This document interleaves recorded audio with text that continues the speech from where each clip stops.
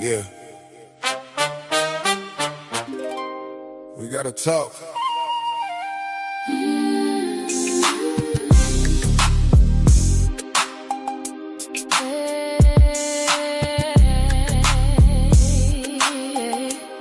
As an elder brother, I know what mental illness looks like in our communities. We have been traumatized by way of this captivity. It has affected every area of our lives. Even our minds. Look around you. Look around you. Look around you. Broken people. Breaks people. And we are broken. And we are broken. We are overcome with depression, anxiety, grief, trauma, fear, emotional exhaustion, and mental distress.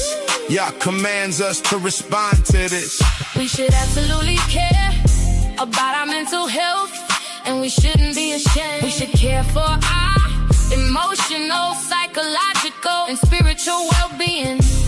Serious thing. Serious thing. Communal response. Communal response. Real talk, baby. Ain't no put down. Yeah. Real talk, baby. It's a handout. We need help. We need help. We need help. We need help. Yeah, real talk, baby. Believe it. We should openly speak about our depression. Stop lying to ourselves and each other in order to address the issue. Some of the things that we're doing is crazy as hell. I'm gonna keep it real. We are experiencing mental exhaustion without any let up. This ain't normal. 365 days a year since this captivity. We got trauma, PTSD, like symptoms, without let up. Without let up. We've been carrying pain. We've been carrying pain. Not just surviving. Not just surviving. We need some healing. We need some healing. We need to cry out to Yah, because we are overwhelmed. We need some relief and peace of mind. But our captors won't give us any. So we cry together and breathe together. You can't hold it in. You can't hold it in. Give it release. Give it release. Constructive and positive. Constructive and positive. Real talk, baby. Ain't no put down. Real talk, baby. It's a handout. We need help. We need help. We need help. We need help. Real talk, baby. Believe it. Nothing but love for you. Our mental health needs to be addressed. Truth.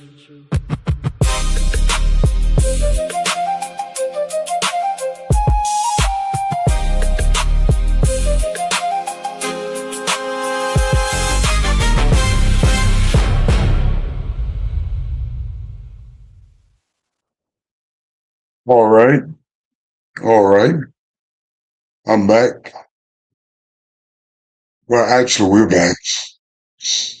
My name is Yum Sufa Aria, and this is the Real Talk for Real People Study Program, a program designed to study the God of Abraham, Isaac, and Jacob, and certainly study his chosen people.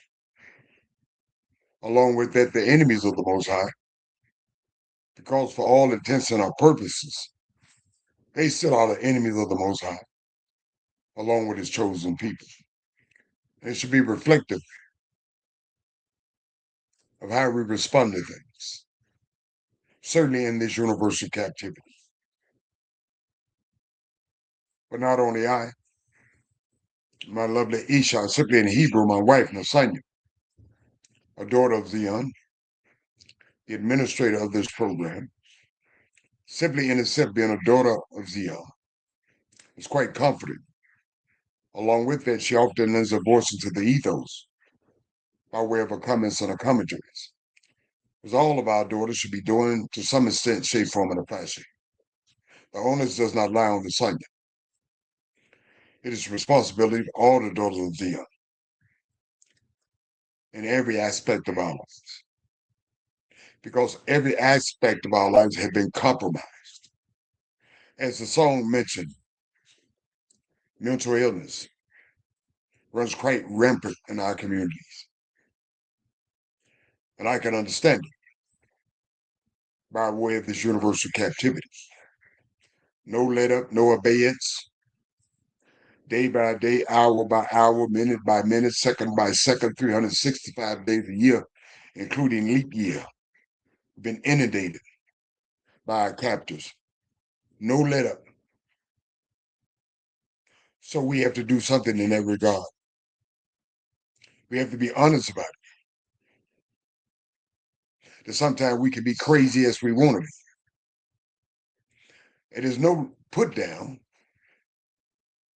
It's just an analysis. Along with that analysis, offer some solutions. As mentioned, music is a great therapeutic relief. And the reason why I said that, because King Saul, the first king of the nation, was inundated with mental illness. And King Dawid, the second king of the nation, offered some relief by his harp playing, his music. Music can be quite therapeutic. Along with that, talking about our depression, anxieties among ourselves. How has it inundated us? And it has. Because if you take a look around, you don't have to believe anything I said. Take a look around. See how our brothers and sisters, some of our brothers and sisters, responding to their anxiety, their depression, toxic and poisons. So on the Real Talk for Real People study program, we try to offer much more constructive solutions. Talking about it, crying out to the Most High about it. But simply sweeping it under the rug won't suffice. As an elder of the nation, it's my responsibility, as all elders of the nation, to do their due diligence, moral obligation for the best interest of the nation in every aspect of our lives.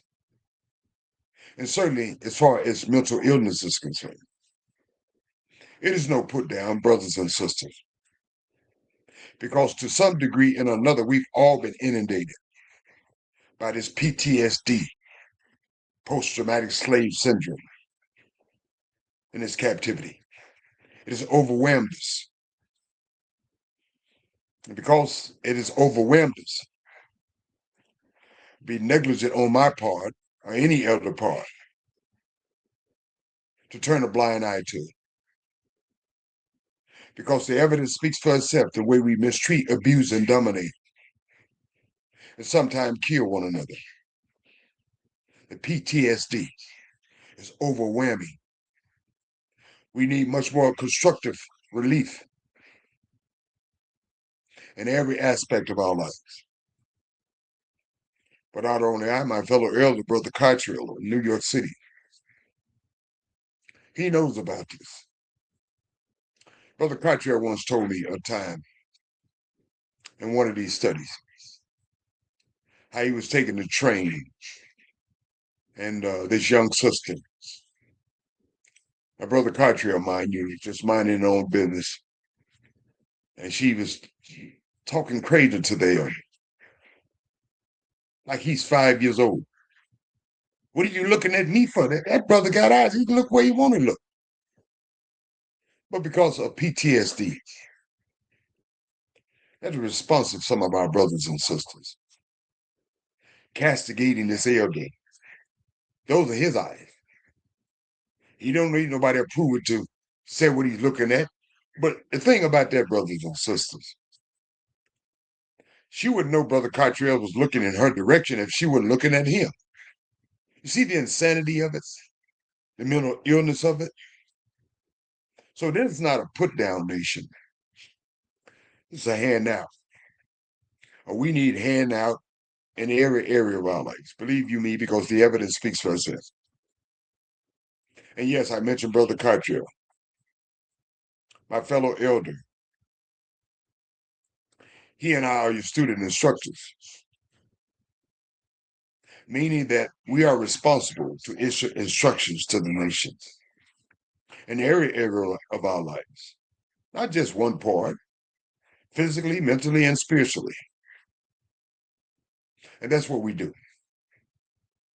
Nasanya, Brother Cottrell, and I. But the onus does not lie on Nasanya, Brother Cottrell, and I. We need all hands on deck. Look alive, people. We need all our sisters, all of our elders, all of our young men and young women, and all of our children to alleviate the sufferings. Imagine that. 365 days a year with no relief, minimal at best. So we need each other to stand into the breaches, into the gaps. If you're good at something, and you know this nation is suffering, fill the gap.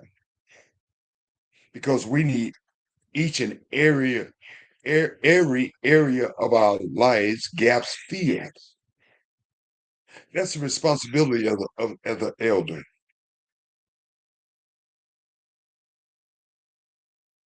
And we take those responsibilities quite seriously on the Real Talk for Real People study program. It's all elders should do. Praise the Most High. So without further ado, let me introduce my lovely Esau, then my dear friend, Brother Cottrell. Lasagna, may the Most High bless you, beloved. Your mic is hot. Thank you. Thank you so much, Yamsu. Shalom, shalom, family. All praises to the Holy One of Israel. I'm blessed to be back here. I'm excited to be back. I'm happy that we all made it back. Hope we had a safe weekend. All praises. Thank you, Lasagna. Thank you very much. All praises. Brother Cottrell, may the Most High bless you, brother. Your mic is hot. Thank you, Brother Yah. May the Most High bless you as well, and my sister Nasanya, and our whole nation. All praise to the Holy One of Israel. It's great to be back. Praise Yah. Praise Yah, Brother Cottrell. Fellow students, here's how the format of the studies will proceed today. I will be leading the studies off in the book of Shemot. Shemot, the actual name for this book. Not the Greco-Roman / English name Exodus, but Shemot, meaning names. Chapter 4, Miraculous Signs for Pharaoh. Brother Cottrell will conclude the studies tonight in the book of Yeshayahu, chapter, Lasagna, correct me. What's my chapter? Am I 44 or 45? I'm sorry. 44 is correct. Thank you, Lasagna. As Lasagna pointed out, we are chapter 44. Yah's blessing on Israel. There is no other Elohim. Idolatry is foolishness. Israel is not forgotten. Yehuda will be restored. These are quite prophetic studies. And Brother Cottrell will share these with you. He's going to break it down for you like you're 4 years old, meaning that you're not children, but you may be novices in the approach Brother Cottrell approach, because he doesn't approach from that Greco-Roman studies, from the new thing, the fallacies of that, but from the actual thing, the Most High Word. So let us get started. Turn to the book of Shemot. Would be please, chapter 4, and let us get started. Give you a few seconds to get this. Chapter 4.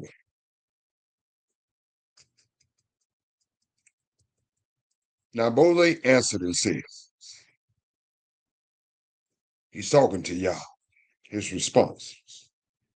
But suppose they will not believe me or listen to my voice. He's using excuses because he really don't want to be in that position.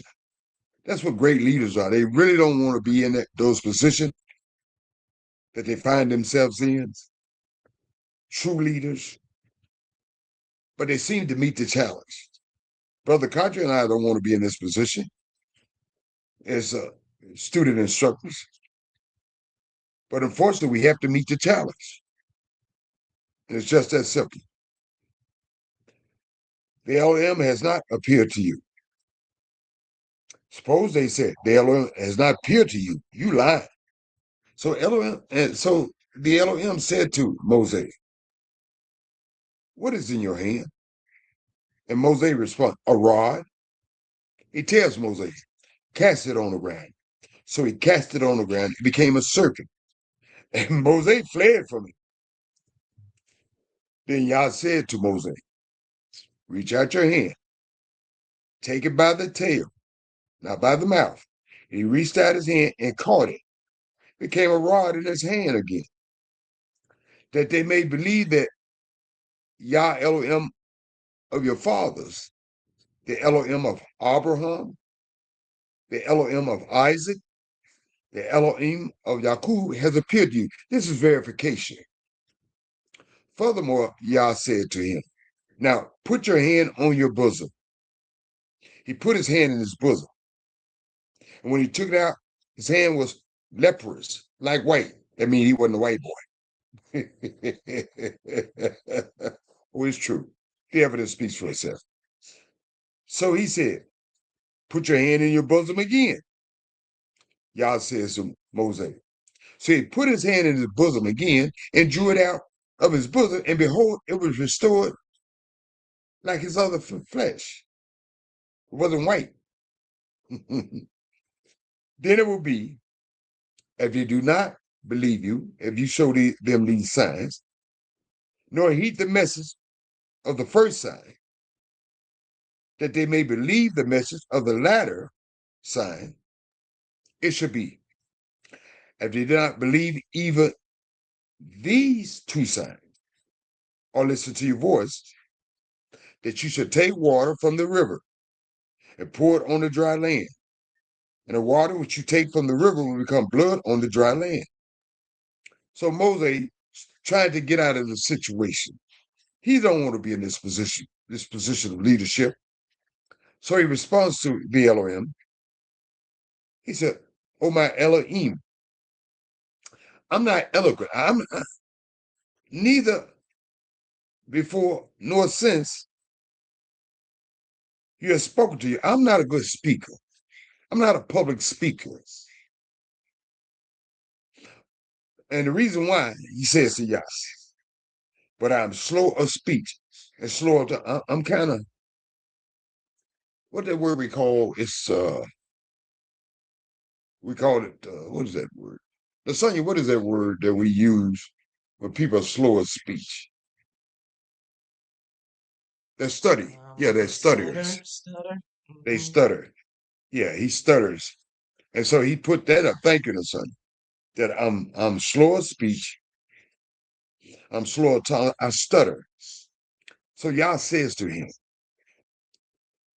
he puts him in his place. Who has made man? I made your mouth. Or who has made the mute, the deaf, the seeing of the I've made all these things.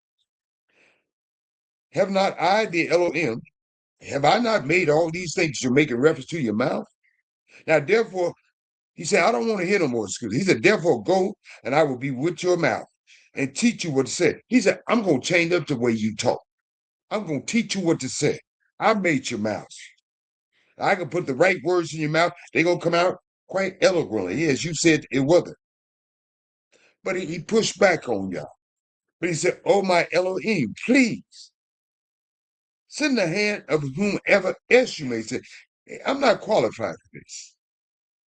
I'm not qualified to be a speaker, a leader before your people. See, the thing is, people, It doesn't matter what you think about your qualification, nor other people think about your qualifications.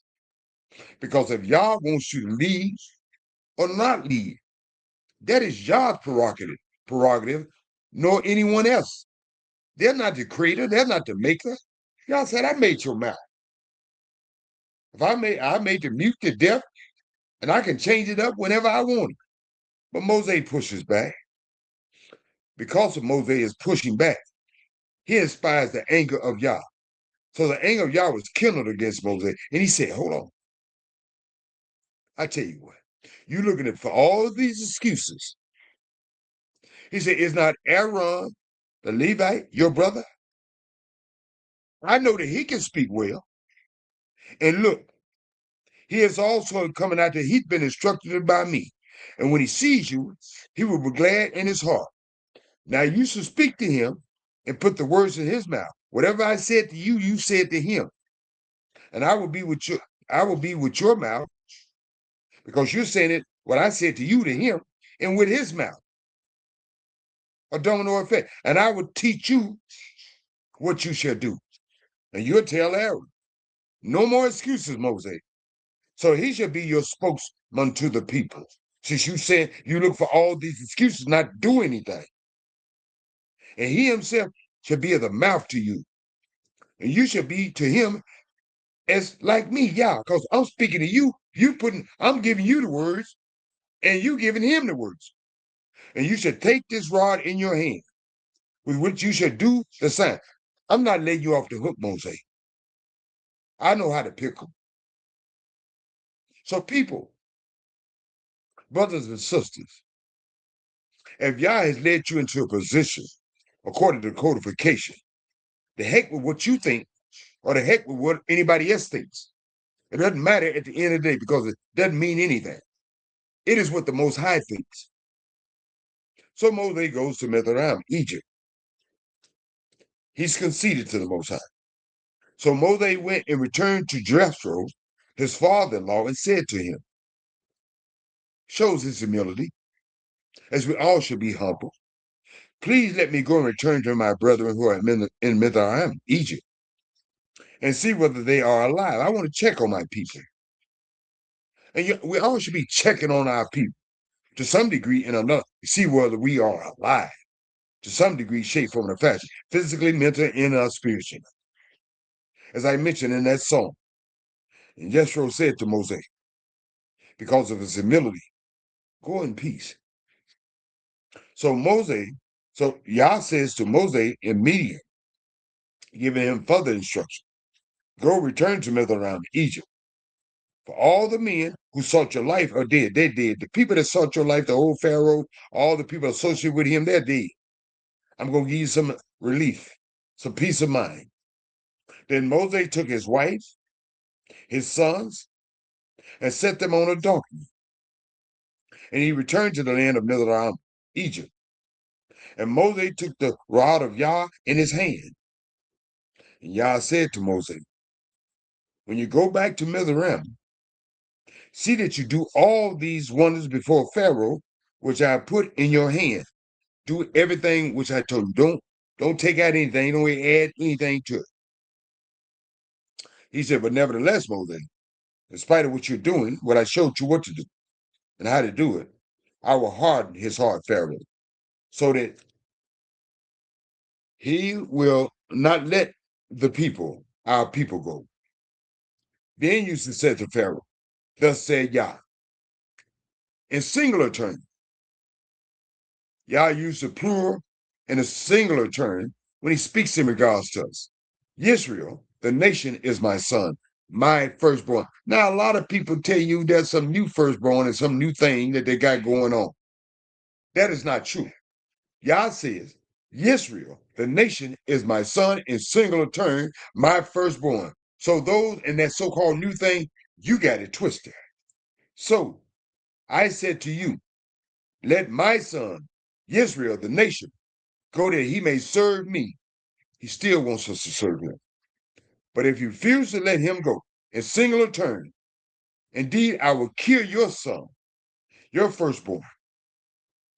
Now, Zipporah, his wife, That's how wives ought to be looking at it, because sometimes we're not focusing on the things we should be focusing on. The Zipporah have saved Moses. That's what wives do sometimes. They help save their husband.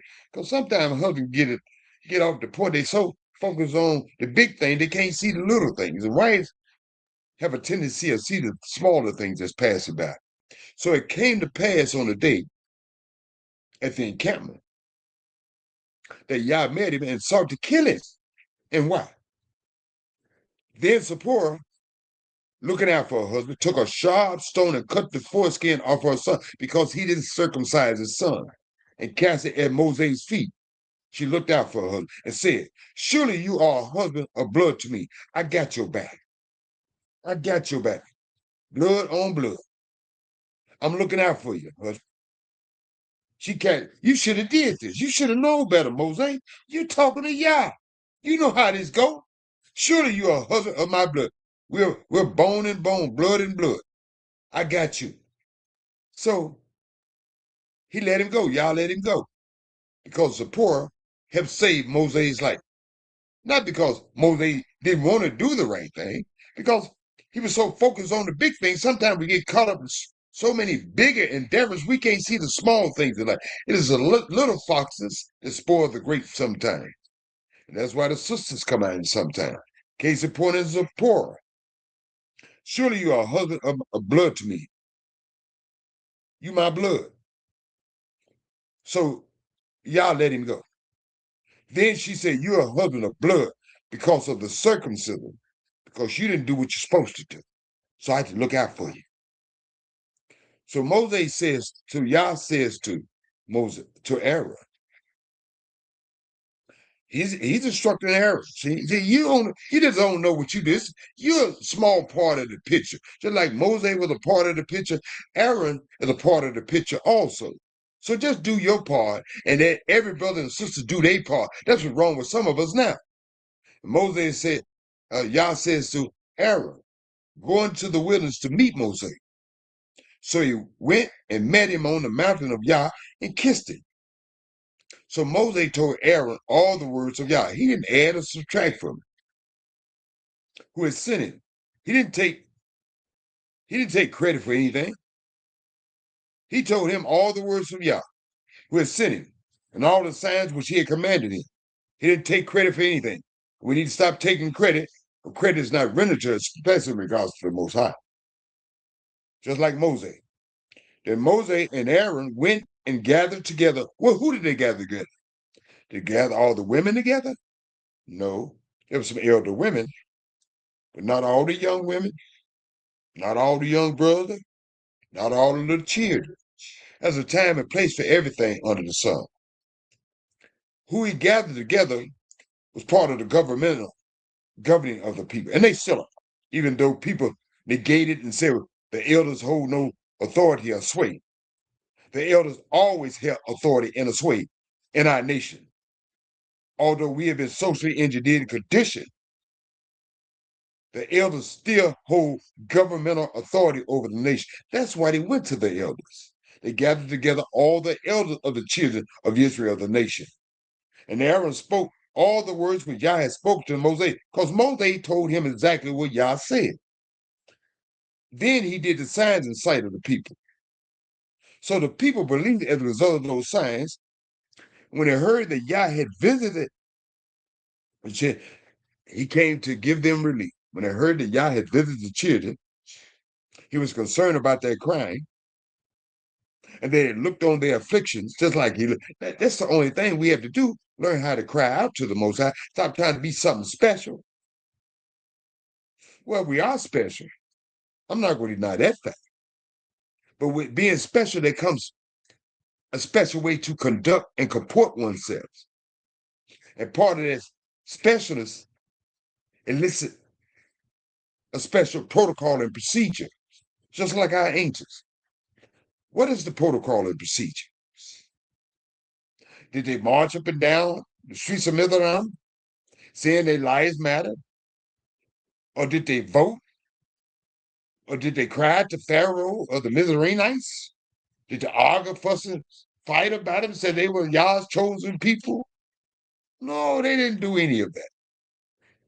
The only thing that they did, the key thing they did, and they did it together, they cried out to the Most High, which said, listen, y'all are listening to the cries. It happened to our ancients, and it certainly will happen to us. There's protocol and procedure, brothers and sisters. You can't fight it out. You can't vote it out. You got to cry it out. Cry out together. Praise God.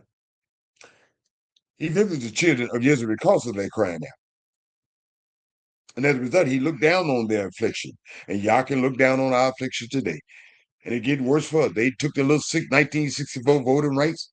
I suspect they're going to take a whole lot more. We need to learn how to cry out. And then they bowed their head and worshiped. Our ancients, they saw the responses of the Most High by way of Moses and Aaron. They saw the sign. So they didn't continue voting. They didn't continue saying that lives matter and so on and so forth. They humbled themselves before the Most High. They bowed their head and worshiped the Most High. And brothers and sisters, just like our ancients did, we are going to have to do the very same thing. Because you can't march it out. You can't fight it out. You can't vote it out.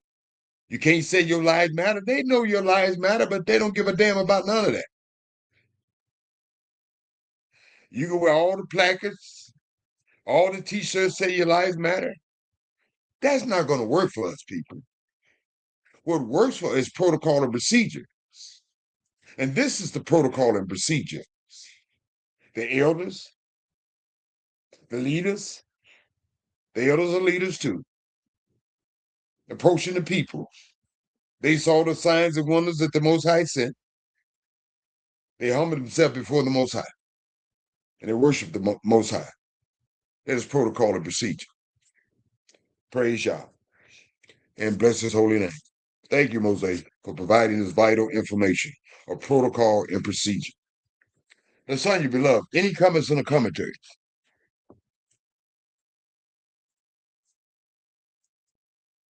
Thank you, Yumson. No, not really. I just when they was in the encampment and Zephora had took the flint and circumcised her son, I just, as I was reading it, I can just kind of feel her, feel like what she was going through at that moment. All praise. Well, you know what, son, you're right. She was going through things, but she was connected with her husband, and because of her connection with her husband, she right, quickly do she that. knew protocol and procedure. Like, so it's like I can feel her adrenaline rush. Like, Right. I can tell how that was something that needed to be done immediately. Exactly. All praise. And you're right. It needed to be done. She didn't wait on Moses to do it. She took matters in her own hand. And that's what a lot of our daughters of Zion should be doing, Lasagna. Stop waiting on the brothers to cry out. When the sisters cry out, believe you me, Lasagna, the brothers cry out with them.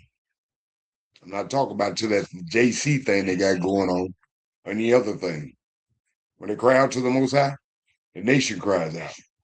The sisters need to elicit that response because they have the protocol and procedures. When our sisters cry out, when our sisters take matters in their own hand constructively and positively, and codification and alignment with the Most High, things work out best for the nation. That's why our sisters are very instrumental and pertinent to this nation and this nation's survival. Always has been, always will.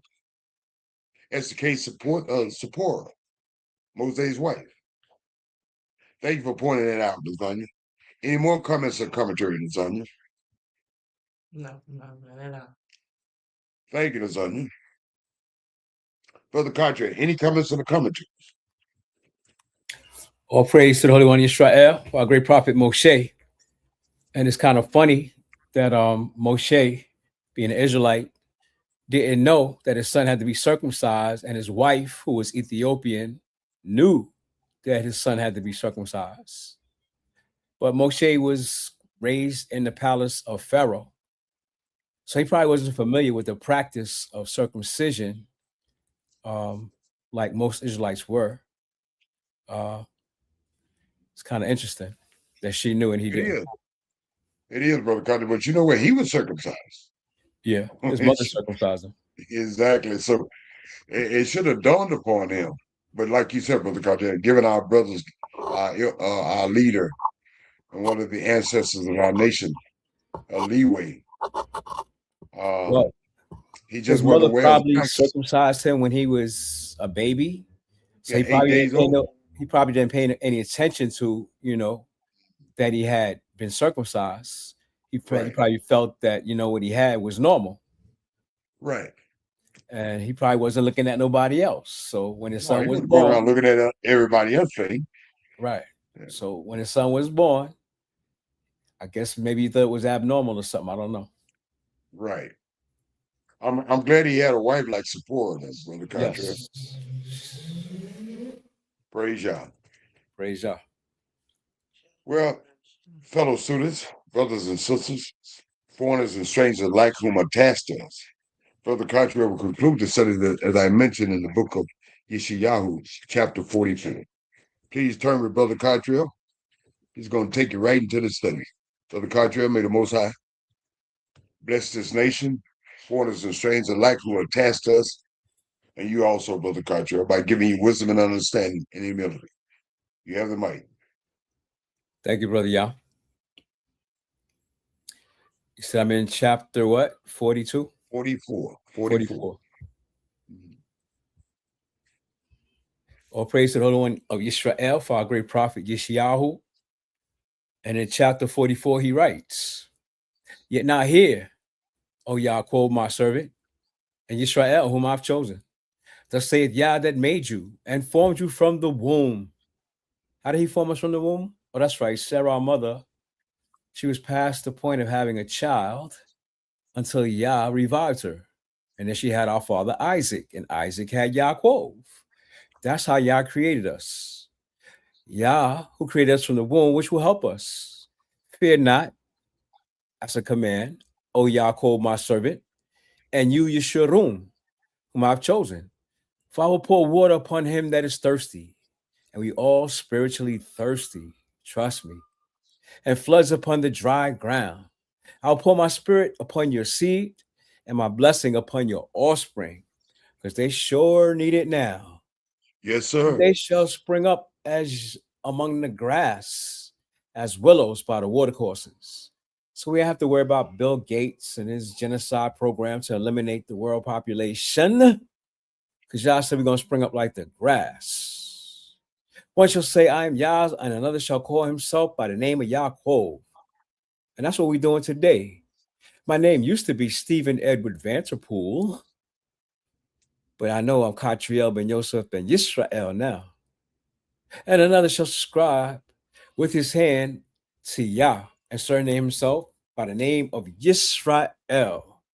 Thus saith Yah, the king of Yisrael, and his, the singular term, his, who? Israel's redeemer, Yah of hosts. He says, I'm the first and I'm the last. And besides me, there is no Elohim. People don't understand that. Yah is unique. He's not part of his creation. He created the creation, both the heavens and the earth. And whatever is in the heavens is not Yah. And we know that nothing on earth is Yah. So he's the creator of the heavens and the earth. He said, besides me, there is no Elohim, no competition. And who is I shall call and shall declare it and set it in order for me, which is what he did with the heavens and the earth. He called it in order. Since I appointed the ancient people, Yah has a way of appointing things and the things that are to come. We know that he knows the future. And shall come, let them show them. Fear you not, neither be afraid. How many times he need to tell us that? Because you could lose your blessing if you're fearful. Our ancient fathers had 600,000 warriors at the border of Canaan, where Abraham, Isaac, and Jacob lived all their lives. And they were afraid to go in. They thought the people were bigger and mightier than them. They forgot that Yah was with them. And he told them not to be afraid. Why? Because I'm with you. He's still with us. We're not waiting for him to come. Have I not told you from that time? And he's still telling us the same thing and have declared it. We know that once Yah declares it, it's in effect. It ain't going back. He ain't changing his mind. You are my witnesses. And do you know that the Jehovah Witness took this verse 8 of chapter 42 of the book of Yeshayahu, and created a whole new religion? Jehovah Witness. Write it down. Write it down, people. They But took this verse like Brother Cottrell mentioned. Who was he talking to when he said, you are my witnesses? He's talking to the nation. He's talking to the nation of Israel, because we saw what he did to Mizraim. But you saw what he did. He said, but you see not. No, that they may be ashamed of the things that we do. Who have formed a God almost an image that is profitable for nothing, because that's what our people do. And have we profited from the gods that we serve, even in this captivity? Oh no, we're still on the bottom of the list. Imagine that. We've been here longer than any other immigrant that comes to America. And we're still below them.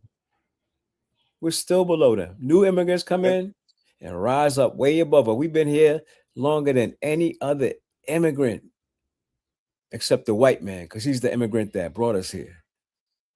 That ought to tell you something. Yes, so we worship in these idols that they gave us. And what has it profited us? Nothing. Behold, all his fellows shall be ashamed. We should be ashamed of ourselves and the workmen. They are of men, and Yah's not a man. Let them all be gathered together. Let them stand up. Yet they shall fear. Are we supposed to fear, or are they supposed to fear? They're supposed to fear. And they shall be ashamed. Are we supposed to be ashamed, or are they supposed to be ashamed? We shouldn't be ashamed of this. If we serve in Yah, we should have nothing to be ashamed of. But they're going to be ashamed together. The smith, the ones who make them, with the tongs, work with the coals, and fashion it with hammers, and work it with the strength of his arm. Yea, he's hungry, and his strength faileth. He drink no water. He's faint. The carpenter stretch out his rule. They had rulers back then. He marks it out with a line. He fits it with planes. He marks it out with the compass. He makes it after the figure of a man. Ain't that what they worship in the Roman Catholic Church, the figure of a man? You better believe it. According to the beauty of a man. Who created man in the first place? The Creator, Yah. And man is beautiful in creation the way the Most High created us, that it may remain in the house. Oh, don't touch their statues. You know, they cut some statues' head off in New York and they went ballistic like they was having a funeral. They laid out flowers and candles for a freaking statue. Crazy. Then it shall be for a man to burn the wood that he used to make a statue. For he will take thereof to warm himself. Yea, he kindleth it and bake bread. Yea, he maketh it a god and worships it.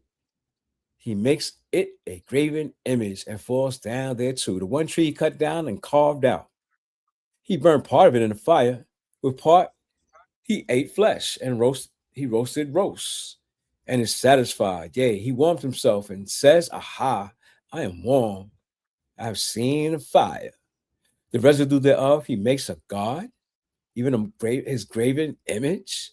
He falls down unto it and worships it and prays to it and says, deliver me, for you are my God. How crazy is that? Crazy? Isn't that crazy? They have not known, nor understood. They're not spiritual enough. They're not connected with the Creator. For he has shut their eyes that they cannot see. Yah did that. And their hearts. Didn't he harden Pharaoh's heart? Yes. When you worship these idols, Yah shut your eyes and hardens your heart that they can't understand. Even if you try to bring them understanding, people in your own family, their eyes are shut. They can't see. Their hearts are hardened. They don't understand. Even when you try to bring it to them, understanding, they can't see, and their hearts won't let them understand. And none considers it in his heart, because that's where it starts, in your heart, not your brain, not what you know. It's in your heart. Neither is there knowledge nor understanding to say, because understanding is wisdom, and you should be wise enough to know.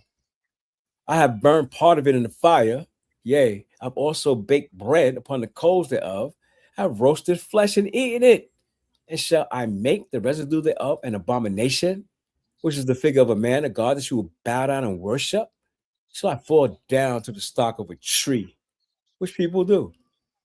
He feeds on ashes and deceives a deceived heart. When your heart is deceived, you're lying to yourself. Have turned him aside. And the worst thing you could do is lie to yourself that he cannot deliver his soul.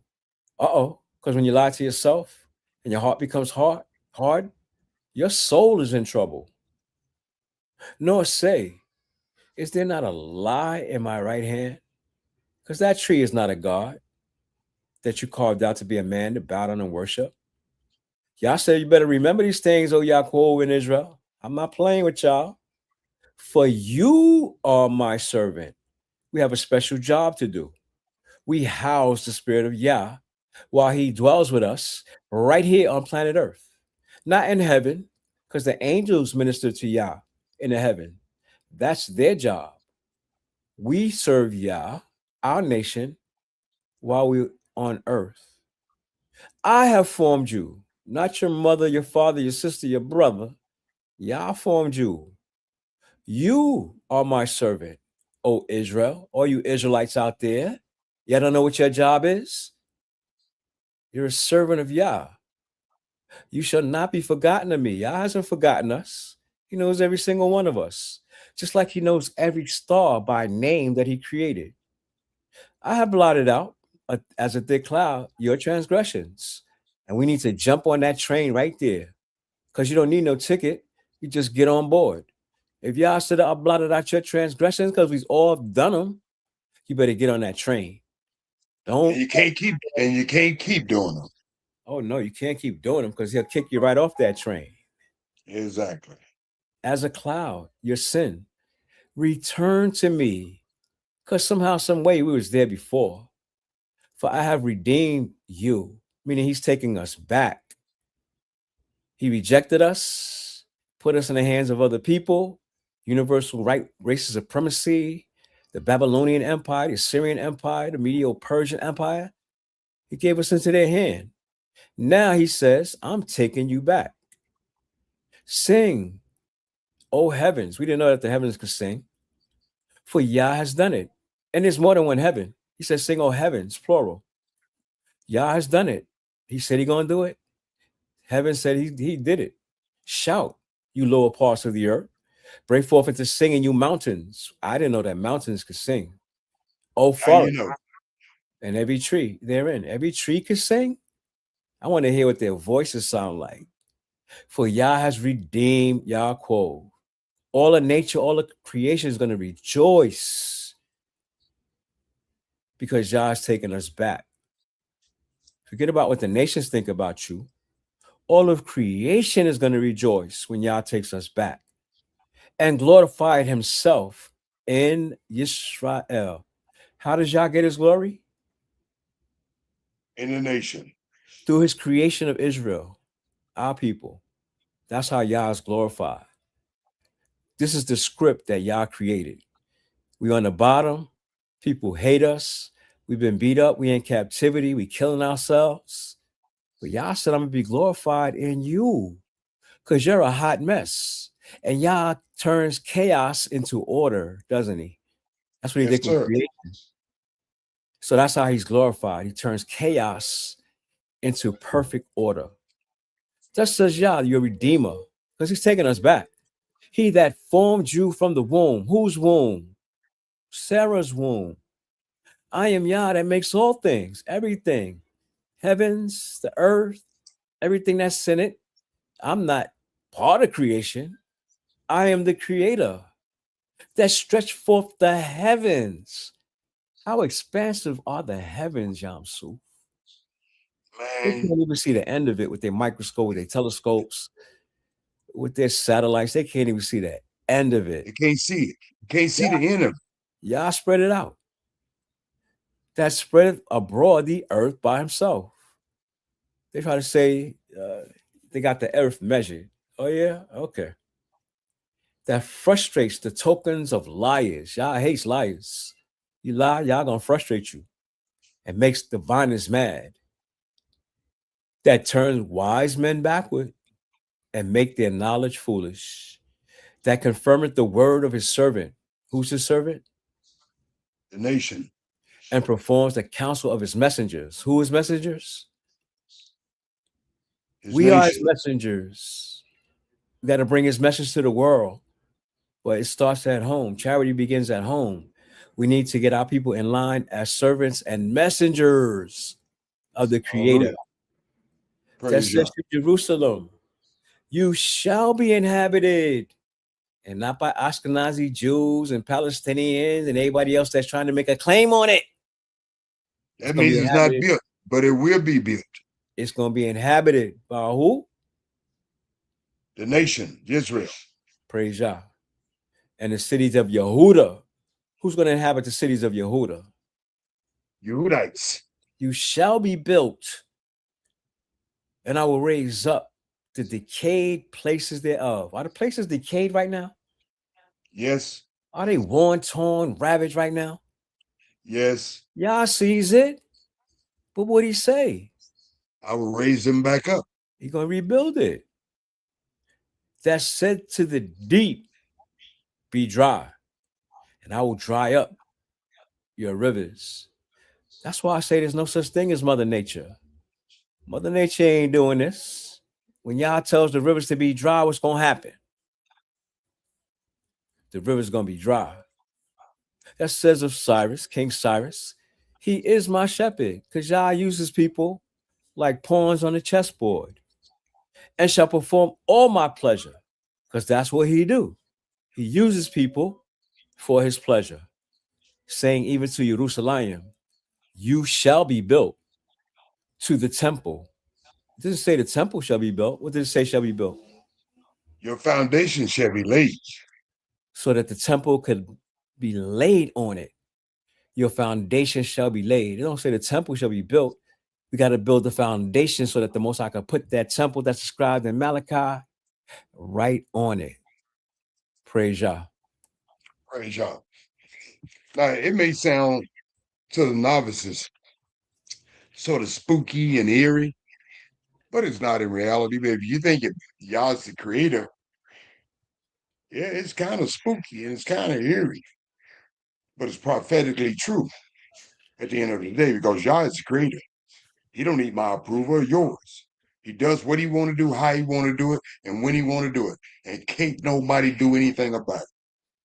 And that's the bottom line. Thank you, Brother Cartrell. Lasagna, any comments on our commentaries? Thank you, Yamsu. It's just that both of these chapters that we just read, we read Shemot 4, and that just debunked Yah having an only begotten son. And then Yeshayahu 44 just debunked any other God. You know, he said, I am the only God. I'm the first, I'm the last. There is no other but me. So these two chapters just, you know, if you can comprehend and understand, they just debunk the fact of an only begotten son and any other gods. All praises. Thank you. I thought to call you Zipporah. You my support, you my blood. Thank you, Lasagna. Praise Yah. Thank you for your comments. They were very on point. And the nation need to, although it may sound redundant, the nation needs to hear this. And thank you for repeating that, Lasagna. Praise Yah. Brother Cartrell, any additional comments in the commentary? My sister Lasagna was right on point in the fact that she said this debunks that there's another type of God or there's another God. And in it, he's telling us what he's going to do, what his purpose is. Whereas what they say in the other God, the God that they serve, what his purpose is and what his mission is, what his plan is totally different from what the Creator's plan is. So people better get on board while Yah is forgiving us of our sins and our transgressions, because there's an appointed time where that time runs out. Praise Yah. Praise Yah. And my brothers and sisters and foreigners and strangers who are attached to us, you can believe that. Praise Yah. For fellow students, brothers, sisters, foreigners and strangers alike who are attached to us, we've come to the conclusion of our studies for the day. I want to thank Nasanya, my Isha, the administrator, most importantly, a daughter of Zion. Simply by being a daughter of Zion, it's quite comforting in itself. But along with that, Nasanya lends a voice to the ethos by way of her comments and her commentaries, as all daughters of Zion should be doing to some extent, shape, form, and a fashion. The onus does not lie on Nasanya. Brother Catriel and I, as elders, we met our responsibility as elders. We've instructed the nation. But the onus does not lie on Brother Catriel and I. That responsibility lies on all the elders of the nation, to some extent, shape, form, and a fashion. Fill into the gaps. And that's what Brother Catriel and I do. And so many other endeavors, not simply on this program. We're executive elders of the nation. Along with that, we do other personal things in regards to the nations. I won't get into that. That's not important. But what is important, we don't talk about it, we be about it, as you should not simply talk about it. I'm a Israelite. That's fine, that's dandy. But talking about it, not being about it, is two different issues here. Don't simply talk about it. Be about it. Because in every aspect of our lives, we need brothers and sisters to fill in the gaps for the best interest of this nation, and certainly for the best interest of the Most High. But that being said, Nasanya, Brother Catriel, and I, we can do no more in this regard. Not today. But it's incumbent upon you students, brothers and sisters, foreigners and strangers who are attached to us, to do something, which is heed the instructions of the Most High. Meditate on those instructions. Cling to those instructions. Trust in those instructions. Rely on those instructions. Allow the instructions of the Most High to be your pathways, lit by that light that was with him at the very beginning. And she said it. She said, I was with Yah from the very beginning. That's wisdom and understanding. You have to have her. If you don't have her, you're going to be blind and you're going to be deaf. And it's just that simple. Pray to the Most High and search out her diligently, because she's the treasure. But unfortunately, students,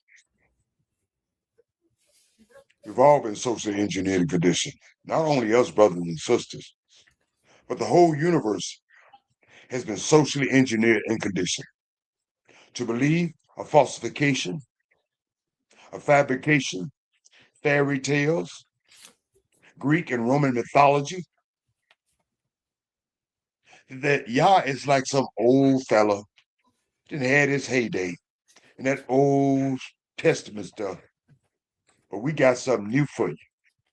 And Yah, he's got early onset dementia and Alzheimer's. He's drooling at the mouth. He don't know what time it is, nor which way is up. That's why us Greco-Romans need to bring y'all everything by way of this new thing. The Nicene Council, we helps out. The Roman Catholic Church, we help out. And its derivative churches, we help out too.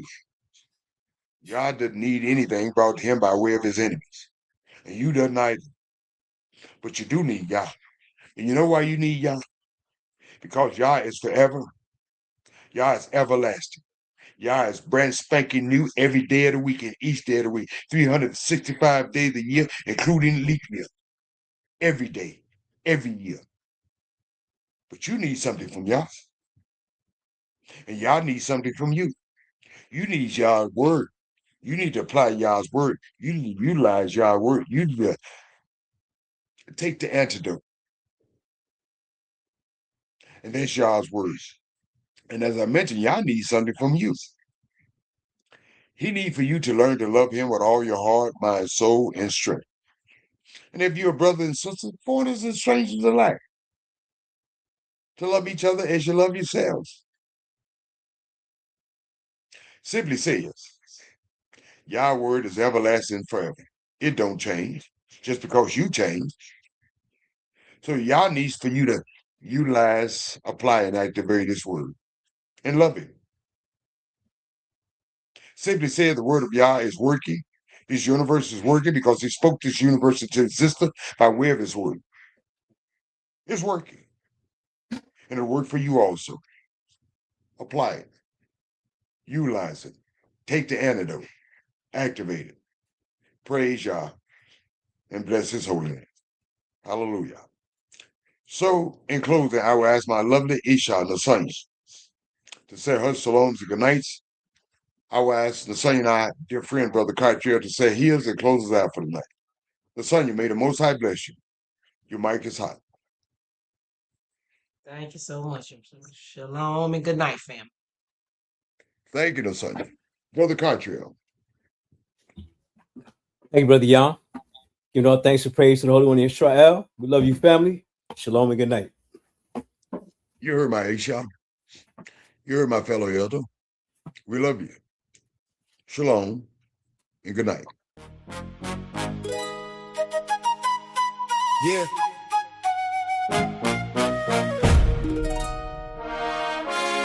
Let me hook us up with some love, people. We can march all day, we can protest, vote, and shout. Say our lives matter, Wear the shirts, carry placards high. but that ain't gonna heal the wound, nah. Our enemies know our lives matter. But that don't matter to them. We are under a curse, baby. Real talk, and I'm keeping it real. Cause I got love for you. Let me show you how we gotten this. In the way out, baby. True, yeah. Laid out the contract. Covenant in terms, blessings for obedience. Turn back to ya. Turn back to Yah. Believe it, believe it. Obedience brings elevation. Obedience brings favor. Turn back to ya. Turn back to Yah. True, baby, true. Yeah, yeah, yeah, yeah. Deuteronomy 28, 1 through 14. Obedience equals prosperity, protection, and favor on the path, that's the takeaway. But our forefathers dropped the ball and we keep dropping it, then came the low place. Not high, below. Our enemies rose above us. Foreign nations ruled over us. Cursed in the city, cursed in the field, cursed basket in storehouse, cursed children in the home, borrowing instead of lending, tail instead of head, diseases, fevers, confusion, fear, madness, no assurance. Family torn apart, wives taken, children taken captive, no power to stop it. Locust, worms, drought, foreign to eat the increase, defeat before enemies scattered among nations. Turn back to ya. Turn back to Yah. Believe it, believe it. Obedience brings elevation. Obedience brings favor. Turn back to ya. Turn back to Yah. Truth, baby, truth. Yeah. Universal captivity. Deuteronomy 64 to 68. Scattered among nations. Serving other gods. Fear and sorrow. No rest for the feet. Return to Egypt in ships. Sold as slave, but no one buys. Redeem us, deliverance. Brand new day is coming. I can feel it in the bones. Turn back to ya. Turn back to Yah. Believe it, believe it.